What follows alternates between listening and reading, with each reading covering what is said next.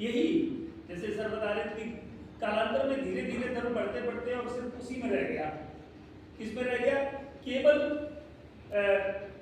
शुद्ध में ज्ञान ही रह गया और चिंतन में और भावना में खत्म, धीरे धीरे खत्म होता गया। बुद्ध का ये दूसरा शासनकाल चलता है और इसमें यही होगा कि आने वाले दिनों में एक बार पुनः जो है धर्म वो उसकी तरफ जाएगा, भावना में की तरफ जाएगा और चल भी रहा है, बहुत तेज से चल रहा है। मुझे याद है 2012-13 में सर मैंने पहला विपश्यना का शिविर का कराया था रजिस्ट्रेशन, तो धर्मशाला की ये स्थिति थी कि 4 महीने तक रजिस्ट्रेशन खुले थे, कभी भी रजिस्ट्रेशन कर दो। और पिछले अगर 10 साल की बात करें तो ये हालत हो गई है कि धर्मशाला में अगर रजिस्ट्रेशन चाहते हैं तो हम लोग जैसे 1 जून का रजिस्ट्रेशन हमें 31 मार्च को करना होता है, 1 अप्रैल करना होता है। अब 1 जून की 1 अप्रैल करना है तो 1 अप्रैल को कई बार हम लोगों को उठे और पता चला सुबह कर देंगे, सुबह किया, पता सुबह जैसे ही वेबसाइट पर खोला पता चले कि खत्म, कंप्लीट हो गया। तो हम लोगों ने सोचा नहीं ऐसा करते हैं और जल्दी करते हैं, रात उठ के 4 बजे देखा खत्म।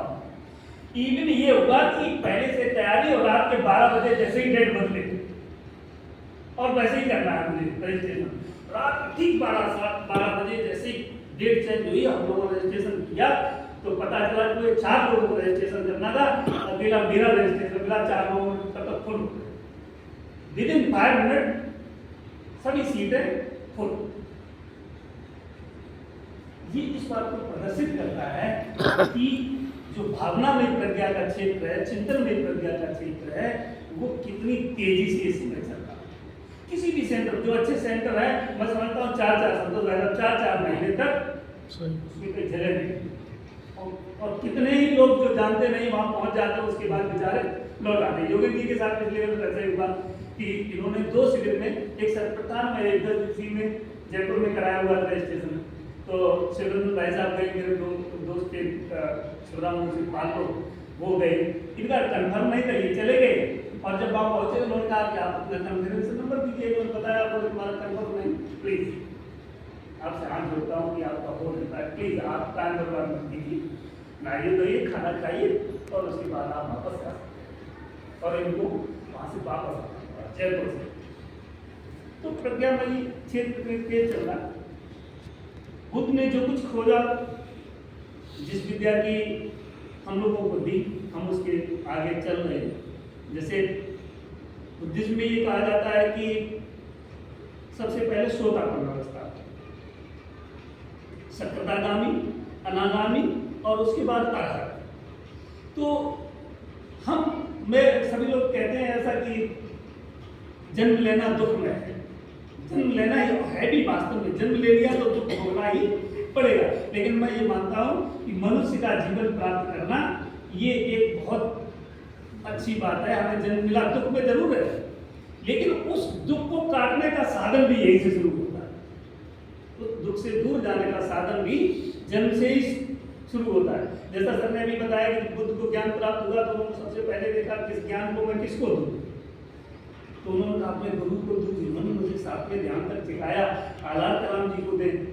तो उन्होंने अपने बोधिचित्त से देखा कि आलार कलाम जी अब शरीर नहीं है और जिसका शरीर नहीं उसे हम मुक्त ज्ञान नहीं दे सकते, उसको मुक्ति का मार्ग नहीं दिखा सकते हैं। फिर उन्होंने बोधिचित्त से देखा कि बुद्ध जी को जिन्होंने आत्मा ध्यान सिखाया था तो उनको दे, लेकिन बोधिचित्त से देखा कि अब वो भी नहीं है तो उनको भी।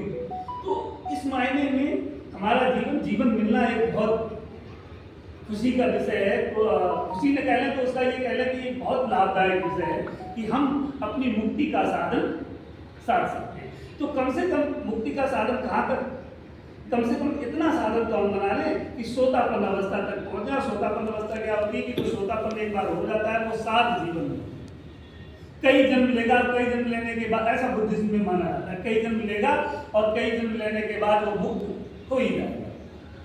उसके बाद अगर और एक कदम आगे बढ़ा लेते हैं तो सक्रागामी तक जाएंगे, और सक्रागामी में ये होता है कि वो व्यक्ति 7 जन्म लेगा इस दुनिया में और उसके बाद मुक्त हो जाएगा। उसके बाद अनागामी है। अनागामी में ये है कि वो व्यक्ति यहाँ तक इस जीवन में चल लेता है कि सिर्फ एक किसी दूसरे लोक में, इस लोक में नहीं, किसी दूसरे लोक में एक जन्म लेगा और मुक्त हो जाएगा। और उसके बाद अरहत है, अगर इसी जन्म में हम अरहत को प्राप्त कर लेते हैं तो आवागमन के साधन से मुक्त हो गए। तो कम से कम हम उस रास्ते पे चल रहे हैं और रास्ते पे चलते चलते इतने पहुंच जाए कि हम इस जीवन में सोदापन अवस्था तक पहुंच जाए, तो फिर हम वापस नहीं आएंगे। सोदापन से पहले हमारे विकार फिर जाग सकते हैं, विकार नहीं बोले हैं तो विकार जाग सकते हैं, और जाग जाएंगे तो हम बैग मार सकते हैं, फिर दुख में जा सकते हैं। लेकिन सोदापन अवस्था तक पहुंच जाएंगे जिसकी जल्दबाजी नहीं, जैसे धर्म के क्षेत्र में कहा जाता है कि सहज रूप से हमारे साथ धर्म हर वक्त बना रहे, तो हम उस अवस्था तक तो वहां तक पहुंच जाएंगे तो फिर लौट करके हमें इस जीवन में नहीं आना पड़ेगा, कुछ जीवन लगेंगे और उसके बाद हम मुक्त हो ही जाएंगे। तो उस रूप में सम्यक संबुद्ध ने जो हमें दिया आज के दिन, तो आज का दिन हमारे लिए बहुत ही महत्वपूर्ण है, त्रिविध पावनी है और उसी दिन को आज हम मना रहे हैं। और मैं श्री आरबीएन साकी जी को और चाचा जी को बहुत बहुत बधाई देना चाहूँगा कि पिछली वर्ष चाचा जी ने साकी जी ने इस परंपरा की नींव डाली थी। उस दिन मैं इलाहाबाद गया हुआ तो नहीं आ सका, और बड़े अच्छे मन से दोनों लोगों ने प्रयास किया था इसका। तो आज भी मैं ये मानता हूँ बहुत सारे लोग नहीं है। जब बुद्ध ने पहला उपदेश दिया तो 5 ही लोग थे, हम तो काफी लोग हैं, 10 थे, 10 थे। तो लेकिन हम उसके तहत देखिए बहुत सारे लोग सीखने आ जाते हैं, तो सीखते रहेंगे, उस रास्ते पे चलते रहेंगे तो किसी दिन वो भी पहुंच जाएंगे, उनका आपको मिला, हमें भी मिलेगा, हम सबको मिलेगा, यहाँ जो व्यवस्था है उसको मिलेगा। तो आज का दिन सबको बहुत बहुत नमन, हम उसी रास्ते पर चलते रहें, सबका कल्याण होता है, सबकी